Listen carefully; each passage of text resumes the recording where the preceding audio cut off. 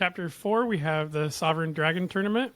And this is our first conversation about Thronehold. And Volk is curious about how big Thronehold is. He does ask Luther, and Luther does mention that Thronehold is much larger than Fortuna.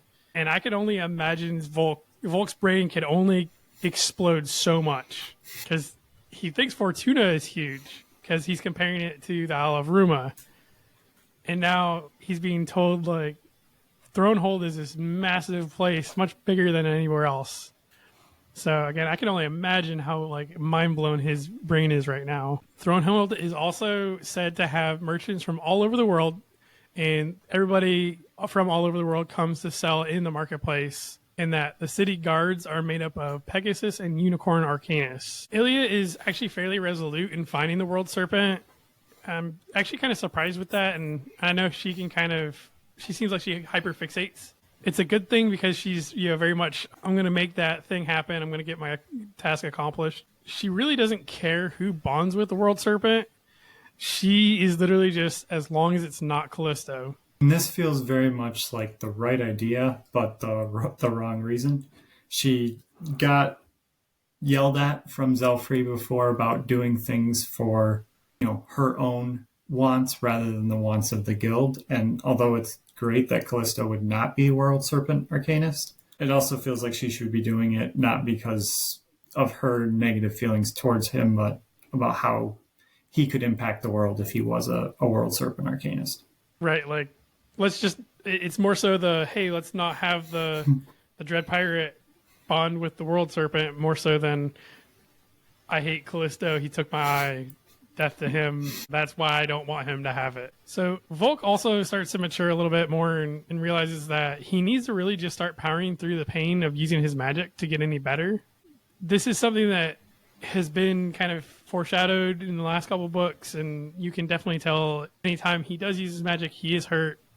But as he's using his magic, he's slowly and surely, like, it's hurting him less and less. It very much feels like building up a muscle. He pushes it, he's training with his magic, and then he's sore from it, and he's got to recover, but he's able to push a little farther the next time. So it's unfortunate that he does face that, but it is nice that he learns that he can become more and more adept at powering through.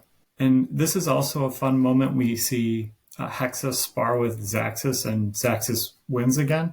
And Hexa makes this comment that she completely forgot to use her weapons in the battle, which feels like it should be the first thing you think of when you get into a battle. Maybe I should pull out my weapons. But she forgot about that and lost as a result. He even tries to make an excuse of, Zaxus made the ring intentionally small for me. You think that would be better for her closer up? She doesn't have to, she can use her poison more effectively. Right. She could spread it around a lot faster, I would imagine. But again, Zaxus probably saw that coming, so he had a plan for it, I bet. He plans now, so he was prepared. A little bit. Just a little bit. And that's vastly more than what he used to, so we'll give him credit. We'll say he 100% improvement on planning. I think Zaxus's personal hell is required to be sitting in a library reading a book. Because when Zelfrey tells Zaxus that reading books from every now and then will not kill him, I feel like he wants to die. Because he's sitting there reading a book. And even he's not even very respectful with said books, because when he's fighting with Hexa or sparring with Hexa before they go into Fortuna, he throws the book on the ground and just lets it soak in the water from the dew on Gentle's back. We see that Zaxus at any point in time is basically eating, and he's doing this as a way to recover from his working out, his exercises. He's basically creating his own steroids, like we said earlier, and I think that he would even rival a hobbit's appetite in how much he purely eats. Yes, he is constantly snacking on anything he can find. He's carrying food with him and just pulling it out of pouches, and very sneaky and hobbit-like him. Like, he's got a dedicated pouch for his snacks. So after Hexa and Zaxxas get done with their bout, they decide to go ahead and head to the docks to get to Fortuna. And as they're traveling in the dinghy from Gentle to the docks, they see a Kraken. So this is one of the Master Arcanists through in as well. When they make it to the port, we meet Gilly again. So since she's standing down on the docks, and she sees Volk and just loses it. She comes running over and gives him this huge hug. And she's looking at Volk up and down after she gives him a hug. And she's talking about how he's getting more lean. He's getting more defined. And she actually even starts to chastise Zelfrey because she thinks that Volk is being underfed. And then she looks around and, okay, these are the rest of the apprentices. And she does give everybody else a compliment. And she thankfully doesn't comment when she learns that Volk and Ilya are siblings. She doesn't make any comment about them looking different, which I can only imagine how quickly that gets old when you are, adopted siblings and everyone is harping on how you don't look like real siblings. So Gilly and everybody walks over to the caravan that's set up, and word of the Sovereign Dragon tournament is happening.